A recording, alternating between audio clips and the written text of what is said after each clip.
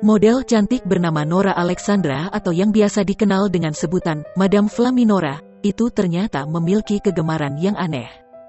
Kegemarannya tersebut bahkan identik dengan hal-hal yang berbau mistis. Dalam postingannya tersebut, Nora memposting gambar yang mirip dirinya yang tengah menggendong dua gadis kecil.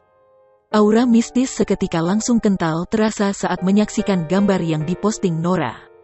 Dalam caption unggahannya, Nora membeberkan beberapa fakta mengenai dirinya. Istri Jering SID itu membeberkan bahwa kesukaannya terhadap hal-hal yang berbau horor ternyata sudah terjadi sejak dirinya masih kecil.